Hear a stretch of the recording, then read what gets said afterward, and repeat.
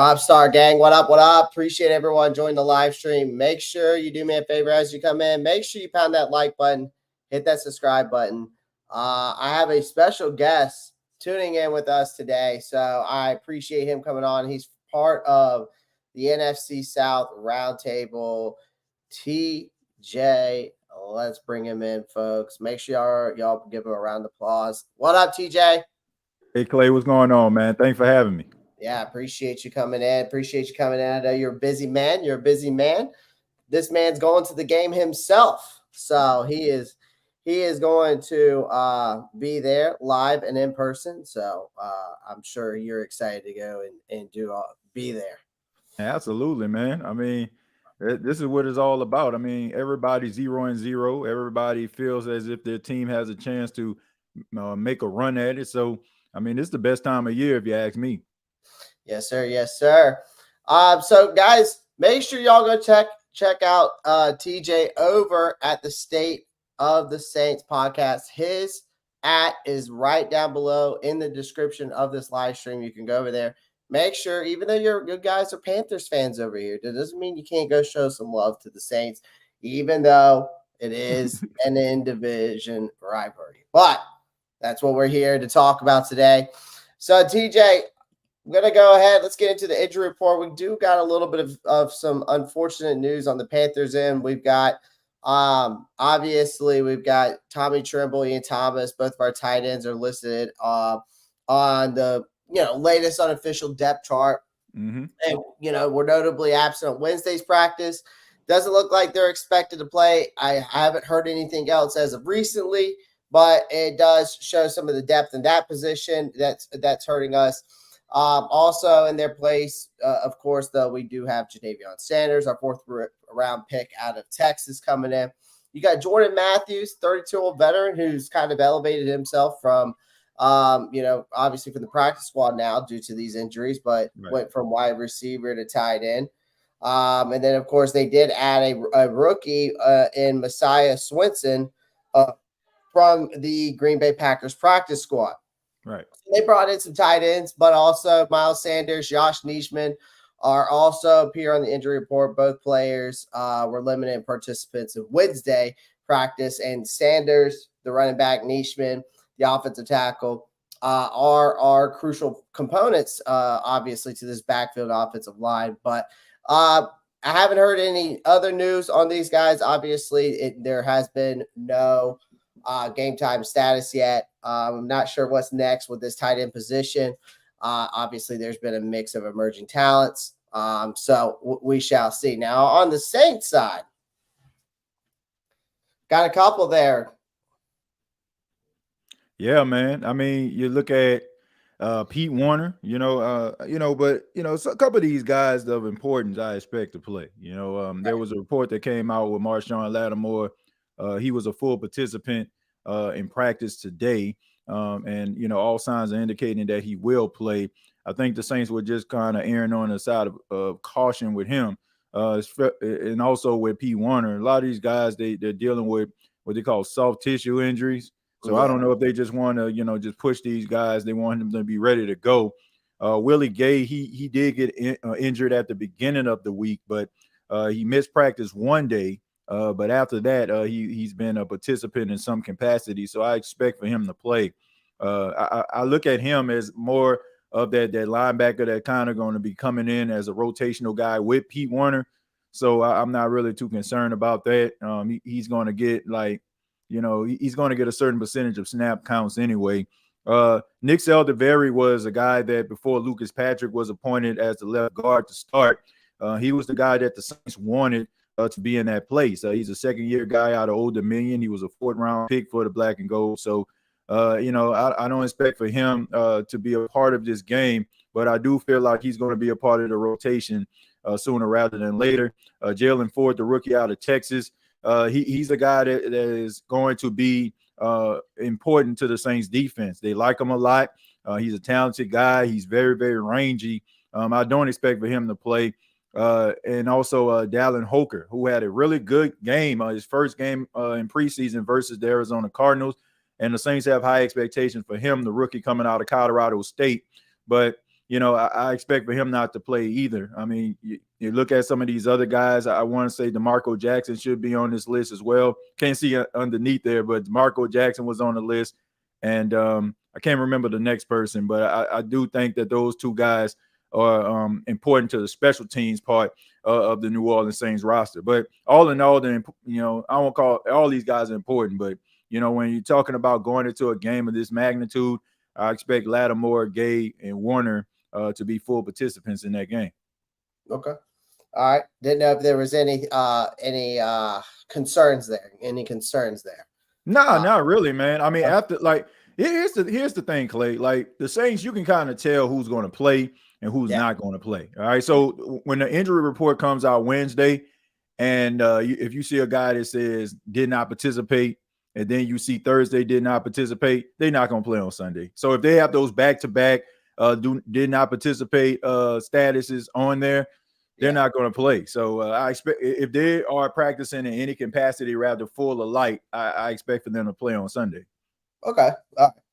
Well, No concerns my way, really. I mean, honestly, for the Panthers, like if we go back and look at this, I mean, Ian Thomas has been about as useful as like honestly, he's somehow he's immaculated 1,000 yards in his career. But uh, I'm serious. Same thing with like Tommy Tremble. I mean, we got you Davion Sanders. I haven't heard any news on obviously Tommy Tremble yet. And we just got another guy that I think just came in not too long ago, but it was a backup outside linebacker that Carolina has. I think he's like third or fourth on the depth chart, and I can't remember who it was that is on the injury report. Miles Sanders.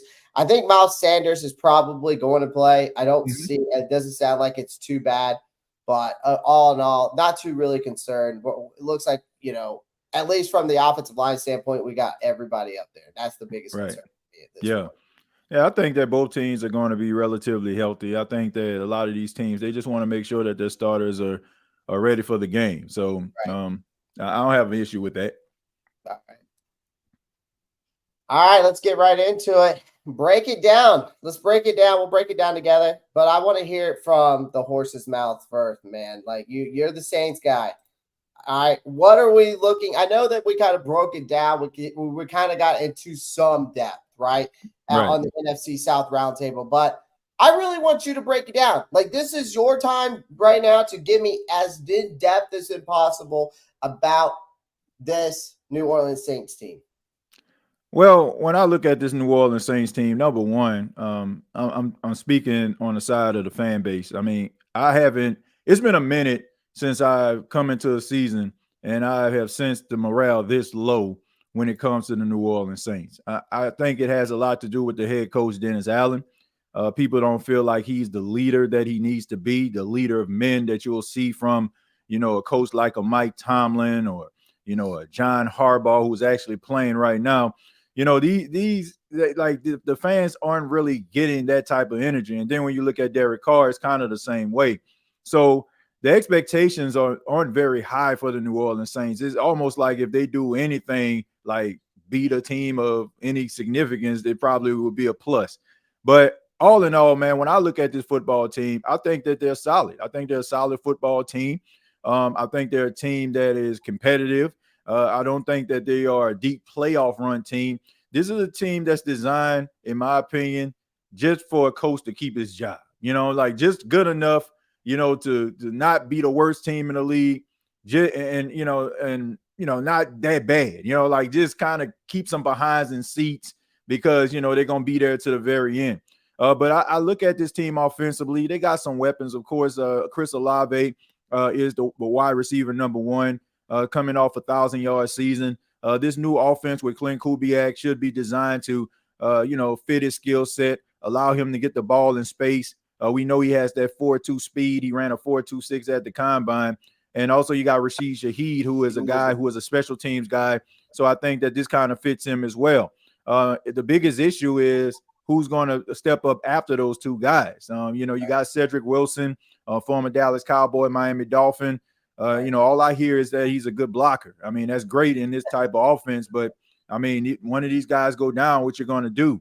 Then you got A.T. Perry, whose status is up in the air right now. He's dealing with an injury, so we don't know if he's going to play. He's a guy that you're not too sure about. Everybody talks about how he doesn't practice very hard, but he goes out there and makes plays. And then you have the offensive line, which is the biggest question mark. That's where, the Saints fans are kind of looking at the front office and wondering, why are they twiddling their thumbs when it comes to this offensive line? You had opportunities when James Hurst decided to retire. You knew he was going to do that. You knew Ryan Ramczyk more than likely was dealing with a significant injury, and you did absolutely nothing to try to improve this offensive line. Now, you did draft Tallahassee Fuaga, which is a good thing, but you still have Trevor Penning, who has shown you time and time again that he struggles against elite pass rushers or middle of the pack pass rushers or a pass rusher that actually has one move in his repertoire. So I don't understand. I think the New Orleans Saints, in their mind, they feel like they Super Bowl ready or something. I just don't know. But what is Super Bowl ready, Clay, is the defense. Like I would take this defense over most defenses in the league. I mean, it is stacked. with talented guys like Chase Young, Cam Jordan, Brian Brzee, Carl Granderson. You got Demario Davis at the second level with Pete Warner, who we just talked about, and the secondary, who I feel like is one of the best secondaries in the NFL, if not the best. You got Marshawn Lattimore, Paulson Adebo, got the Honey Badger out there, Tyrann Mathieu. You drafted Kool-Aid McKinstry. There's a young up-and-coming kid that they got as an undrafted rookie by the name of Rico Payton, played really well in preseason.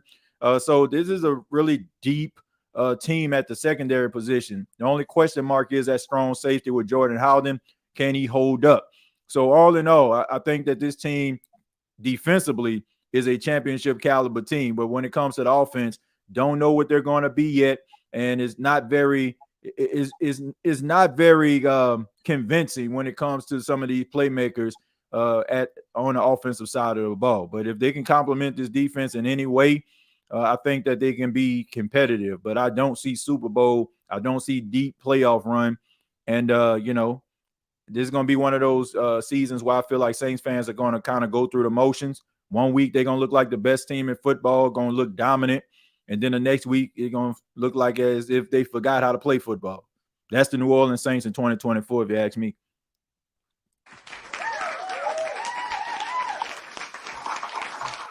Got to give the man a round of applause because the kid knows ball. The guy knows ball. I love it. TJ, here's the thing, man. Let's talk about your defense because I want to break down the New Orleans Saints. I want to give you my thoughts, right? Like, I think the defense has been one of those. It's been patted on the back a little bit, right? It's that's been your backbone, right? Top 10 finish, passing yards allowed last year, right? They only allowed what? I think I looked it up. It was like 207, something like that. Yeah, something like that. It was close. It was around that number, and then it was like 19 points per game. I think I mentioned this in the NFC South roundtable, but that's decent, right? But can the thing is, can the Panthers handle it now? And we'll get into that here shortly. But you added Willie Gay, you added Chase Young. Saints fans are excited about that, all right? But you didn't sign primetime Lawrence Taylor, so let's slow it down just a minute because I have seen some craziness out there, all right? But the duo has potential, okay? And I'm not gonna take that away from you guys by any means, okay? But that's a long way from actually dominating the field until you see that chemistry just kind of come together, right? Right. The guy who's coming off a Super Bowl, back-to-back Super Bowl wins in Willie Gay, right? So he was surrounded by a lot of elite talent, I feel like, right? And maybe it's the coaching as well, the scheme fit, right, over there in Kansas City for him, right? So a couple good seasons. Now he's stepping into a defense that has a lot of hype, that has been just consistent, right, throughout the years, right? As for Chase Young, defensive rookie of the year, but when was that again? It was back in 2020, all right? Since then, he's been more injury report than a highlight reel, and that's unfortunate for him because I thought this kid was going to be an absolute stud when he came out, and he has been. It just the injuries have just not proven it. It's almost kind of like for us with J.C. Horn, right? Kind of in a similar aspect, right? So you're trying to rekindle that matchup on the defense. I think Cam Jordan, still has some left in the tank. How much? I think that's something we need to see. But I think this Panthers offensive line, it revamped, is going to show them that they're a little bit that they're not as good as they really seem. Now, that's just my opinion. I'm not taking anything away from the Saints because there is talent there. There's no doubt about that. Okay. But when you talk about offensive lines, let's talk about the Saints offensive line like you were talking about, right? Mm-hmm.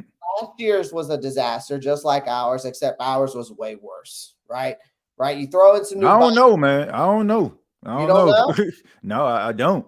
I think it was pretty bad last year. I think they kind of saved themselves towards the end of the season by allowing Andres Pete to be the left tackle, and he provided some stability there. But they still were pretty bad, man. Like I can't say that I didn't see too much of a difference. I think that a lot of things were kind of covered up, and because they were covered up, I think the organization kind of felt like they were trending in the right direction, and I think it had a lot to do with scheme more so than the players actually, starting to develop. That's just my opinion. Right. Well, I mean, after last year's disaster, though, for both teams, I mean, would you say that y'all rebuilt or retooled there? Man, for the exception of Tallahassee Fuaga, no, I don't think they retooled anything. I think, like, honestly, like Clay, the arrogance of this team, at times, like it's just mind-boggling to me. Like they really feel like they got, some world beater Super Bowl champions on both sides of the football. Like, man, you got to come to grips and be real with yourself. Like the only reason, like, as much, as I, talk on the round table, the reason why I'm still high on them is because the division is not very good. And And I agree with everybody, you. so everybody kind of complimented one another. Like everybody fixed their imperfections to a certain extent, but not to a point where I feel like anybody's going to separate themselves from the pack. It's more so like you're going to be a better version of your team. So let's just say, I don't know, the Falcons, if they won 7 games last year, 8. Like Saints won 9 games, 10. Like that's what my mind frame is. And I just feel like when it comes to Carolina, I just think that what Bryce Young was missing was some weapons, and he got it. There was some games where that defense, I mean, I think about that last game you all had against Tampa. If you can just get the ball into the end zone one time, you win that football game. If you had a Xavier Legette or Johnson on your team, like, you probably won that football game. So, yeah. I mean, I think the thing is with the Saints, like, you didn't really rebuild. All right. Like you said, I think Fulage is fresh out of Oregon State, like you said. You're already asking him to switch sides, right? Which is that you're kind of just throwing him into the deep end, kind of, a little bit. Because when you go from the right to the left, your footwork's a total 180. Right. So moving Trevor Penning to the right side after 2 injuries, that doesn't really make sense to me, right? I kind of feel like that's a desperation move on y'all's end a little bit, and so, but I think that obviously Dennis Allen has some strategy, but I wouldn't trust it. I think Dennis Allen, and no offense to you, TJ, because this is not your fault. This is your GM's fault. Is one of the worst coaches in the NFL. And if I'm just being honest, I think he got lucky just because of the fact that, someone recommended him. And of course, then fact of the matter, this talent that's on your team, right? Mm-hmm. Other than that, this guy, if he was on anywhere else, he'd be 0-16, 0-17, year in and year out. I think he's that bad. I think he's that bad. I don't know. I think he's solid, but I don't think he's like, you're not going to get anything out of him of any significance. Like, I think that you'll probably be competitive to a certain extent, but I nothing about him like just screams like championship. Nope, nothing about him. Like just even like some of the practices, like right now the Saints have 8 football captains right now, 8 of them, right? To me, that's like everybody just becomes a captain. They're like you get a captain, you a captain, and then you think about not picking a backup quarterback, even though everybody kind of knows that you're favoring Jake Haener. But everybody is, clamoring for Spencer Rattler in that capacity, and you're trying to save face. Right. I mean, apologizing to the Falcons after you just mud stomped them after a game, like stuff like that. Like he's just passive aggressive, and that's something that Saints fans don't like. Like we want a coach that's strong, a coach that's gonna stand on business. Like, and I feel you on that because Carolina has had last year we had Eeyore, now we got Tigger. You know what I mean? So it's like, you know what I mean? Like we went from a guy that just, like I said, last year we went from a guy and Frank Wright that just stepped up to the podium every week, looked like he drank about a 12-pack of Budweiser, drank it and smoked about 10 Marlboro Reds before he stepped on the podium.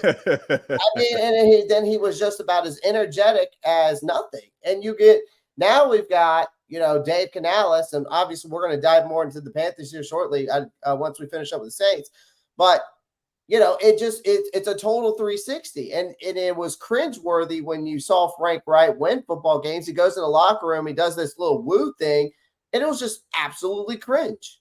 So it's like we went, like I said, we went from Eeyore to Tigger. So I mean, again, I think that Dennis, maybe I'm a little harsh on Dennis Allen a little bit. I think he is a great defensive coordinator because he has done a pretty decent job in that department, right? But other than that, a head coach, he just doesn't scream head coach to me, right? So but if I'm Derek Carr, though, with this offensive line, let's get back to that real quick.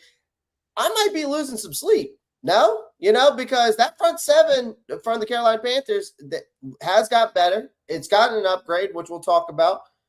That could create some nightmares. And we'll get down to our final predictions, but I don't expect Derek Carr to be running for his life all afternoon, but it could be a possibility depending on how Ejiro Evero decides to exploit that offensive line, right? And Evero, we all know, is an absolute defensive genius.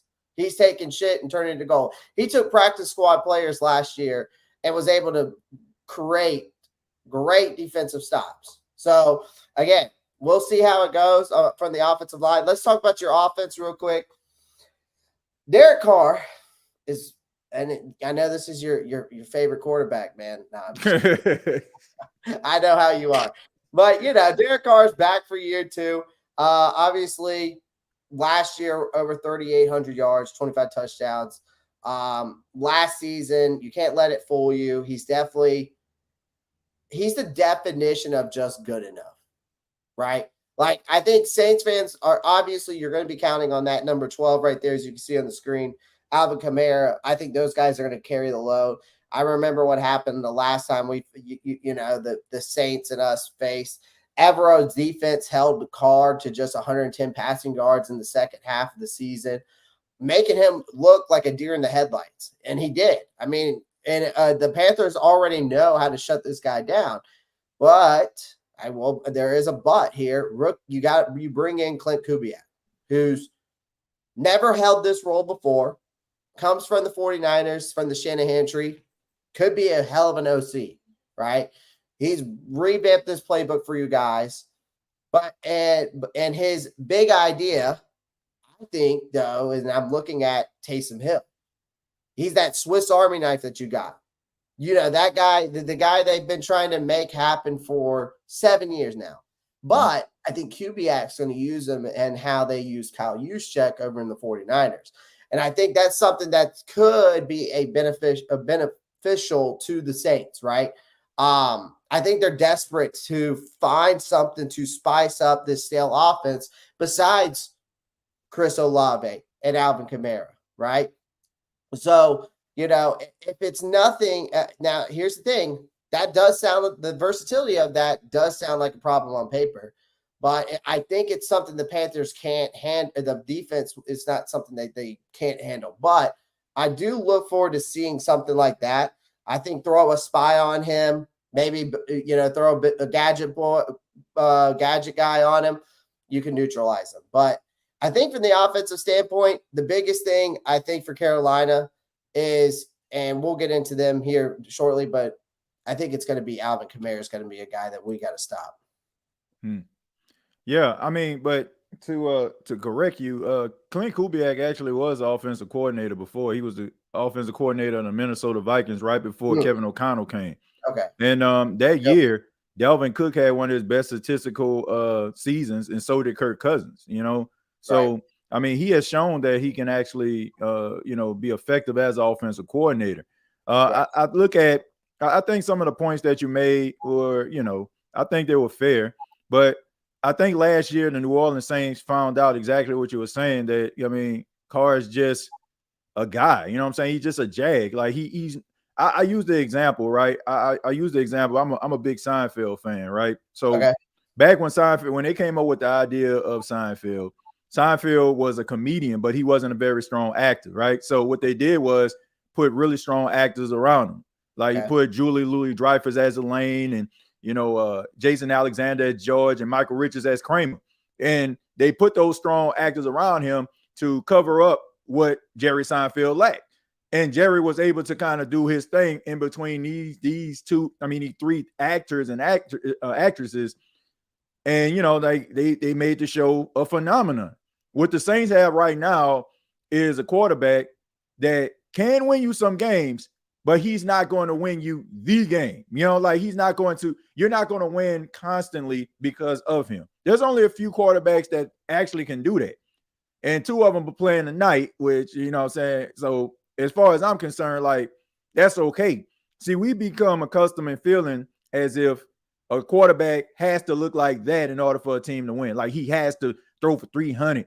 He has to throw for 4 touchdowns. And that's just not the case. If you can put a supporting cast around him, I mean, you can still get to where you need to be. I mean, hell, Rex Grossman went to the Super Bowl. You know what I'm saying? So, I mean, as far as I'm concerned, like if you put some players around a player that lacks in a certain capacity, I think that you can win some games. I think the Saints are going to rely on the running game. I think they're going to utilize Taysom Hill in that running game as well. I think that they're going to set up the play action, something that Derek Carr is successful doing. You know, and I think they're going to just try to run with it. I think they're going to try to incorporate the tight ends a little bit more. I expect more out of Juwan Johnson and Foster Monroe and Dallin Holker when he gets healthy. So I think this is going to be a completely different offense. And, you know, the thing about it is nobody really knows what it looks like. I mean, I know it's going to be completely different than what it was last year. Last year, you know, it was stale, vanilla, passe, right? Right. You know, you got to be able to evolve with the times, and the Saints decided to do that. So what will it look like? I'm not sure. But I think that they will be effective. Now, I don't think that they're going to be coming out week one looking like, you know, the Rams, you know, when it was the greatest show on turf or anything like that. But I think that throughout the course of time, what's going to happen is you're probably going to see this offense start to kind of gel a little bit. And I think that, you know, running the football is going to be key. I mean, Alvin Kamara has been wasted over the last couple of years. That's why a lot of people feel like he's not what he used to be. It's because Sean Payton wasn't there to kind of scheme up things that he was good at. You had a very vanilla, passive-aggressive offensive coordinator, just like a coach, that was trying to keep everybody happy. You know, you had Jimmy Graham, who was scoring points in the red zone, kept him on the bench for, you know, all season long. It's like you had playmakers and you didn't utilize them. You were only focused on trying to keep everybody happy. That just, I mean, that's, if you're going to win football games, I guarantee you 53 guys in that locker room are not going to be happy. It's one guy's going to be upset that his production is dropped. Another guy's going to be satisfied that you actually implemented him in the offense or defense. That's just the way it goes. And that is why Saints fans are very frustrated with Dennis Allen, because you got to grow a set, Clay. You got to have some balls, man. And you got to be able to make adjustments on the fly, not just sit around and just allow these things to continue to happen and think that around week 10, week 11, y'all going to get it right. That is what the issue has been. And as long as they have that mind frame, going to continue to have these issues, and we're going to continue to kind of be stuck in the middle here. Yeah. Yeah. I think that the thing is the offense for me, like I said, to me, until I see the offense, I think that you got versatility there. I think there's on paper, it sounds like a problem, but to me, it's just been stale. And I think you're all desperate to spice it up a bit, right? Mm-hmm. So that's why I was throwing the Taysom Hill thing at you, because again, I can see him being used like Kyle Juszczyk over there in the 49ers, right? So and we'll probably see some of that. Yeah, good shit, man. Let's get right into my team, the Carolina Panthers. Mm-hmm. Let's get right into them. I'm gonna start us off on this one. All right. First things first, let's talk about the great unknown with this team right now. All right. TJ, the great unknown right now for this team is that the edge rushers are shaping up to be a glaring concern for me, because we're probably potentially ranked among the weakest in the NFL at this point. All right. Because you got Jadeveon Clowney, who stands basically as the lone wolf, right? But who's been a proven talent. Is he an elite talent? Not so much. DJ Wan and Amari Bonner are both sidelined on the PUP list. We just cut Kavlon Chase on, right? Clowney's support's really kind of in flux. So you got DJ Johnson, Iku Leota, and Jamie Sheriff. Please tell me if anybody knows who those players are and where they came from. I mean, I'm familiar with them, but here's the thing, Clay. I understand, like, I completely understand, like, when players aren't recognizable, people have a tendency of feeling like those players can't contribute. Like that's the whole issue that I have, like when it comes to talking about Atlanta. Like they feel that just because players are recognizable, then all of a sudden, like that means that they're just superior or better. You got to play the games, man. And For sure. if you go up against some of these guys and just look at the back of their jersey and say, "Oh, Sheriff, this guy can blow past you and have 2 sacks." This guy is on that team for a reason. So it just bothers me sometimes. Like when people like who is this guy? Like nobody knew who Carl Granderson was. Carl Granderson was an undrafted guy coming out of Wyoming. Had a checkered past. And the Saints took a chance on him. And now this guy's he led the team in sacks last year with 8.5. So you don't know what you have, but if you get guys in your system and with your defensive coordinator, he can develop those guys. You already alluded to it. He got the best out of some of those players that were undrafted, unproven guys. So, I mean, we can look at the back of jerseys, man, but if I'm offensive line, I'm not taking anybody lightly, man. I mean, everybody feels like at the beginning of the season, they can be an all-pro. And all-pros are born every single year. There's every year there's a guy who nobody expects to be an all-pro or have a bomb season, ends up exceeding expectations and becoming a household name. So I respect every person that comes in with a lunch pail and a hard hat ready to go to work. So I ain't gonna just look at their names and be like, man, who is that? Well, I can't do it, man. I get it, because you think about it. You got DJ Johnson, right, out of Oregon, a couple this is going to his second year now. So and you traded up for him, a guy who transitioned from the tight end position to the edge rusher position at Oregon, right? You're hoping that he's a guy that you're hoping that there's a guy out there that can match the 9.5 sacks that Clowney had last year. And hopefully that Clowney can either improve off of that 9.5 sacks or continue that consistency, right? Leota is a guy that has been more of a practice squad, but has shown a lot of potential. And maybe he could end up being the next Frankie Luvu, another Oos, right? And then you got Jamie Sheriff, who I think, again, like you said, you can't just you can't just look at the guys' names off the back of their jerseys. But I do like Jamie Sheriff. He's an undrafted free agent, was with the Seahawks. And in the 3 games, he had 12 tackles in the preseason and 3 sacks, the highest among all edge rushers this preseason. So, and rookies. So again, we have some guys that we're betting on, and it's kind of a gamble. So we'll see, right? I mean, we know that, like we were just talking about, the offensive line y'all have is a bit shaky, right? So there's an opportunity here for these guys to capitalize on. The question is how will Evero adapt that defensive game plan to mask this glaring weakness? I expect innovation. I expect schemes. I expect blitz packages. To make up that lack of consistency pass rush. All right. The Panthers have made some significant moves. They revamped that cornerback lineup. I love it. We got my guy. His name is not Michael Jackson anymore. His name is Mike Jackson. He wants to be called Mike Jackson, but we still got to give him the old. So we still got to give him that. But anyways, right? You add these 4 corners and to the active roster, and one more to the practice squad. But the theme of this whole thing with the secondary, TJ, is that the size and the potential, that's what they've been going for. Dave Canales loves those 6'2", 210 corners, right? J.C. Horn's likely going to face off with Chris Olave. Top threats, one of the top threats, I think, in the NFL, top 10 wide receiver, soon to be, if he hasn't already, right? Beyond Horn, the secondary's effectiveness is a big question mark. Again, I think Mike Jackson's going to be good.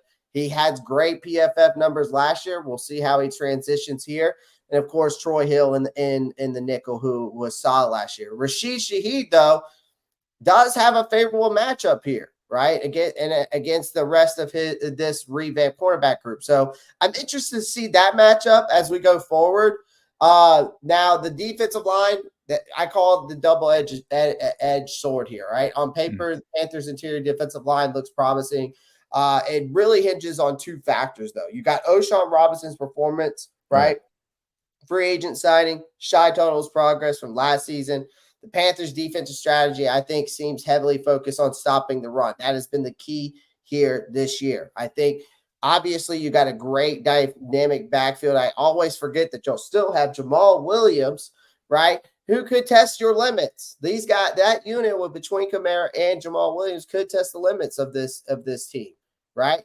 So if the Panthers' defensive front falters, I expect a long day against that, right? But here's the thing. So that's the thing I'm going to be looking for. Can the Panthers edge rusher disrupt the Saints passing game? Can Evero exploit that? Obviously, we're going to be observing how this new secondary handles Chris Olave, Rashid Shaheed. And let's watch and see how this defensive line does against the run game. Yeah. I mean, like I said, man, I got respect for any player that does it the hard way, goes in and has that mind frame of just coming to work. I look at the Carolina Panthers, and that's the reason why, I just think they're going to exceed expectations. Do I think they're a playoff team? Not yet, but I think that you're going to see some improvements across the board. And you mentioned J.C. Horn. It's just a matter of, can this guy stay healthy? I mean, he plays at a high level when he's out there. And it's almost like you get excited about seeing him out there, and then the next thing you know, he has a injury, and then he's out for the season, and you're putting him on IR. So I don't know, man. And as talented as he is, this could be like one of those situations where you might want to cut bait if he gets injured again, man. Despite the fact that he is a very talented player when he's out there. But when I look at the Carolina Panthers. I see a team that's going to fight. I see a team that's going to, going to always be in a game because good defense travels.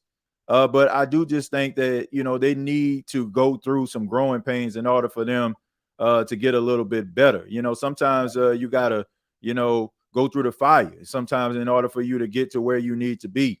I think it's going to be some ups and downs, but I think Dave Canales is going to have them coached up, having them feeling like they have the best game plan to win. I just think that continuity right now, in my opinion, is going to be in favor of the New Orleans Saints, despite the fact that people may look across the board. I mean, this team has been together. They didn't really change too many people on the offense. Everybody kind of knows everybody. They know how to approach a certain player. Like, the players you can get in their face and motivate them, the players that you got to kind of step back. I mean, that continuity can play a role in certain situations like that. And not to mention the I guess like the whole surprise aspect of that offense. Like right now, I mean, Dave Canales, he probably don't know how to approach this offense, but the Saints know how to approach him. The fact that he was the offensive coordinator in Tampa, so that gives them the advantage there. So at least they have some Tampa tape, even though Bryce Young and Baker Mayfield are two different type style quarterbacks. You still have some things that you can bring along with you, as well as some of the improvements that he had to the career of Geno Smith. So when you have all that combined, I think that you got to give the Saints the advantage there. But I in no way feel that the New Orleans Saints are just going to steamroll the Carolina Panthers. I mean, I told you, like, no matter how bad or how much this team struggle, I'm talking Carolina. I mean, they always are competitive against the New Orleans Saints. Like every single time, it's never like really truly a blowout. I only can think of maybe a few times where each team has had a blowout. I think it was like the final game of the season a couple of years ago. I think you all had like 31 points. I think the Saints had like 14. And then it was a few years back, Saints had like 42 points. But in between that, these teams have been a class of the NFC, for NFC South, I should say. It's always been neck and neck. So I think it's going to be competitive, but I think it's going to come down to strategy. And I just think that the Saints just have an advantage because of their familiarity with Dave Canales. Yeah. I think for the keys of the offense, though, for us is like we've got like this offense was plagued by inefficiency, missed opportunities, right? You bring in a young offensive-minded head coach in Canales, your offensive coordinator, Brad Ezick, have stress, quick decision-making for Young, right? Aiming to avoid the breakdown of the pass, basically. So if Young can connect with the open receivers, the offensive line can protect him, then this offense can actually find a groove, right? The defensive line, again, for the Saints, to me, really isn't the strongest suit with Nation Shepherd and I think it's Callan Saunders, if I'm not mistaken. Right. And there's room for upgrade there for you guys. But with the upgraded offensive line, I look to them to dominate those guys. And hopefully we can neutralize Demario Davis. And then we can successfully run the ball up the middle and take some pressure off of Bryce. The biggest thing that Carolina has to do is manage the crowd. What does that mean? That Superdome remains one of the toughest venues for opponents. To silence the crowd, we have to and prevent it from really fueling you guys. We have to keep the chains moving and avoid 3 and outs, right? Maintaining possession, stringing together those successful plays. That's going to be crucial to keeping that noise level down.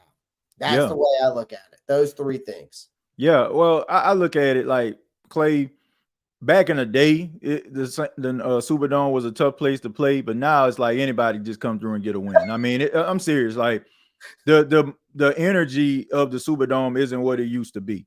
The Saints, I want to say since Drew Brees retired, they actually have a losing record inside of the Superdome. And then you also have this advantage. Saints fans, not all of them, but you got a strong majority of Saints fans that are going into the season Superdome ready to boo the hell out of the New Orleans Saints. Like, seriously, like you're going to be there. Like, I'm telling you, if that first drive, if the New Orleans Saints get a 3 and out, they're going to boo.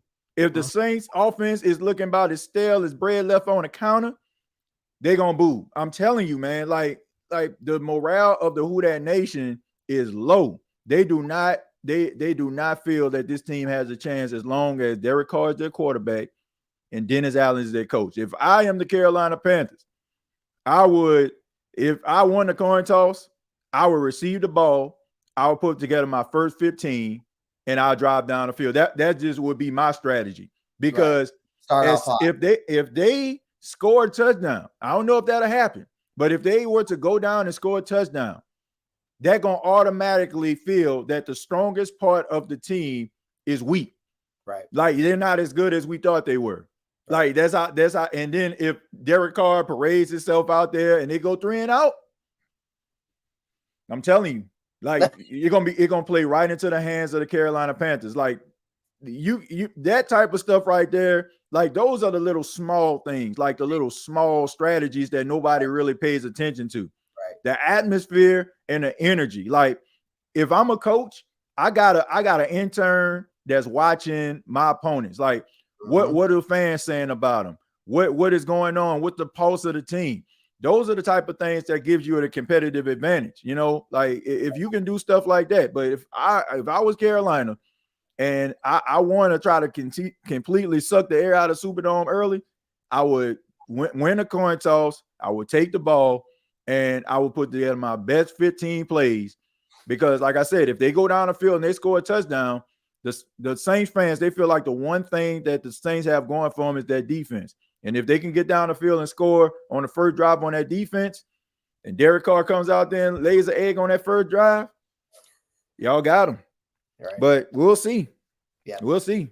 We'll see. So I know you're a busy man. We got Thursday night football. I know you want to go watch that game. It's actually delayed, Clay. They actually delayed it. I guess they had like a weather delay. I don't know if it started yet, but they said we're going to start at 8:40. I don't know if they had a weather delay, but they had like something. They said like it was a delay or something. So I don't know if the game. I guess they started now, but it was supposed to start at 8:20 Eastern. It actually started at 8:40 Eastern. So okay, all right. Well, we got lucky then here. We got lucky. Get a chance to watch. Right, exactly. I mean, final predictions here, TJ. Final predictions. Give me your thoughts. Give me your breakdown. Who do you got? Man, I'm gonna roll with the New Orleans Saints in this game. I just feel like this is a must win. Like, this game is a must win for the New Orleans Saints. I mean, you think about the next few games is murderous row. I mean, you got to take on the Dallas Cowboys next week. Then after that, you got the Philadelphia Eagles. Then you got Atlanta, and then you got Kansas City. So to me, like, you got to hit the ground running. Like, this could be that one game that, you know, that you win before you hit murderer's row. So you have to win this game.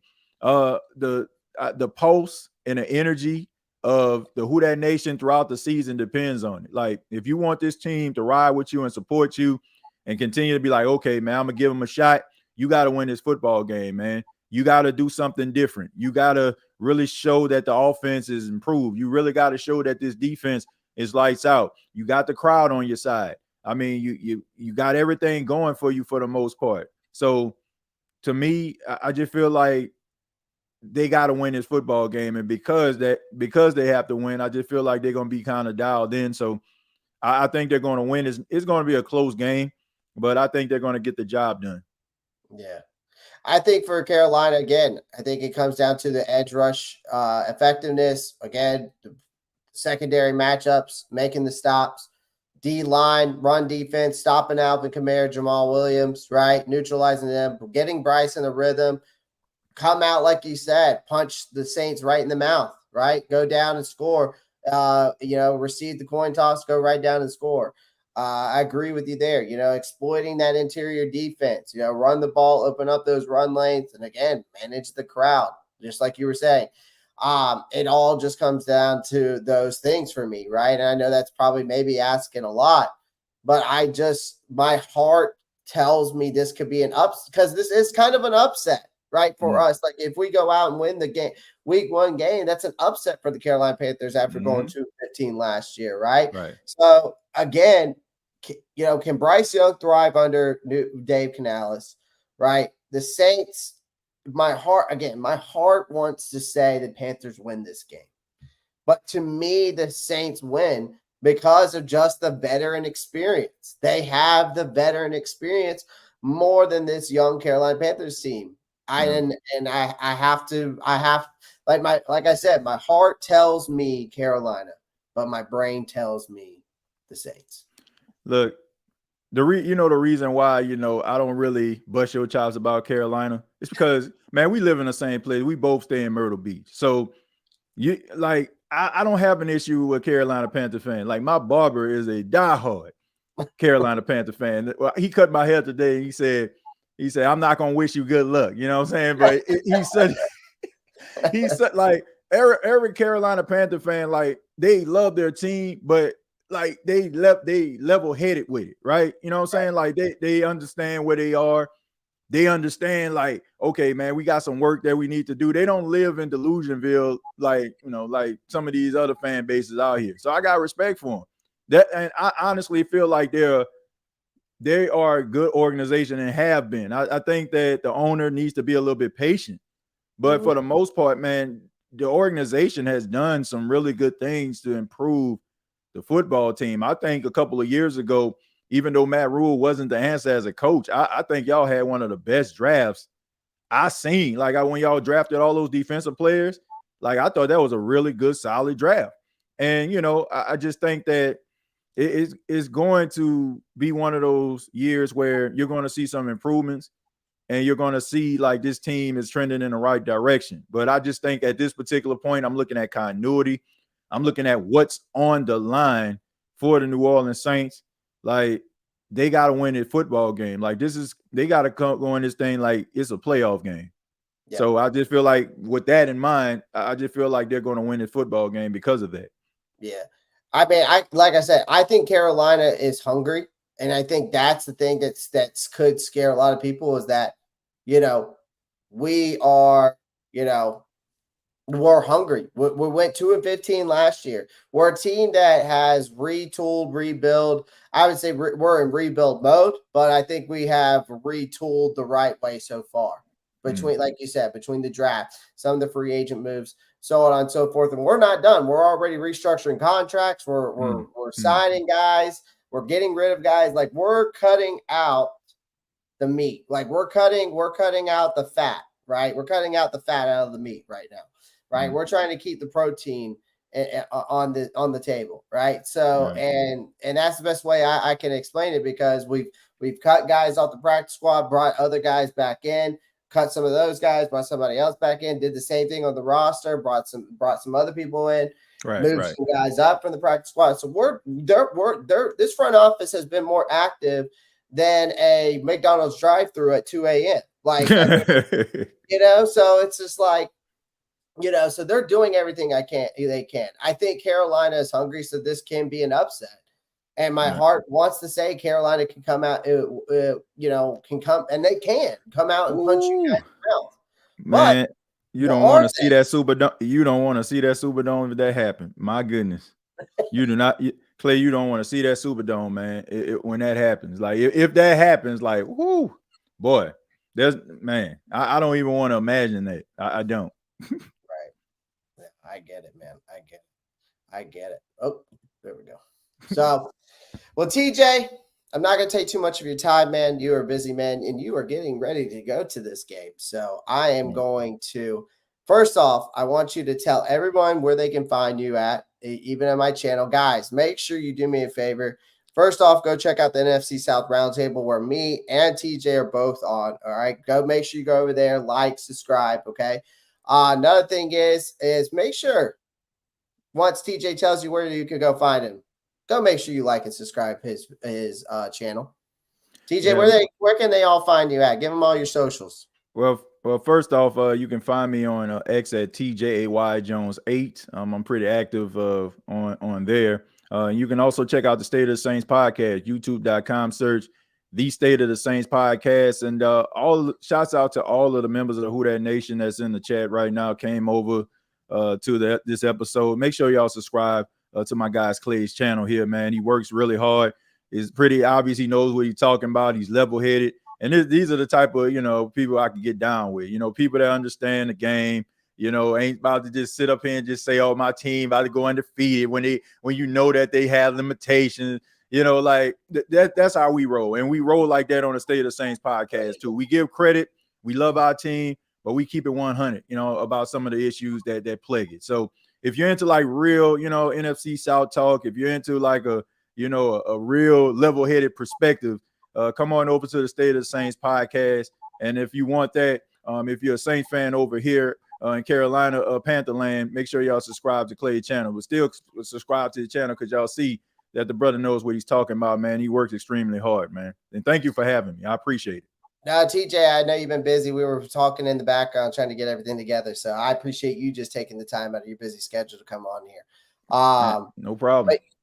But yeah, guys, you can follow me on all my social media. It's right above me here. So you can follow me on all of those. I probably should change the Twitter thing to X, but you know what? I still miss it when it was called Twitter instead of X. It's dumb. Let's also, guys, link tree down below in the description. You can join my Discord, growing that community. Saints fans, come on in, talk your shit. I don't care. BetUS sponsorship. Sign up for free today. Get 125% bonus on your first 3 bets. So don't forget about that. And guys, over on TJ's channel, you can follow me at the Ropp Star Report. That's it. All it is and then Ropp Star, as you see above, without the 92, obviously, report. And that's it. You can follow me on YouTube here. TJ, once again, appreciate you. Final words. Let's hear it. Oh, yeah, and I also want to let you know, man, I mean, I know you say you're going to the game. I'll be doing a pre- and post-game show at the Little Easy Restaurant, 634 Julia Street. For any Carolina Panther fan that may be coming down as well, you can come over, get yourself something to drink, something to eat, man, before the game. Get something to eat after the game. We're going to be doing a post-game show. Clay, if you're not doing anything, man, you can slide by, man. We're glad to have you on the show. We'll be going live on Bleacher Report for the post-game.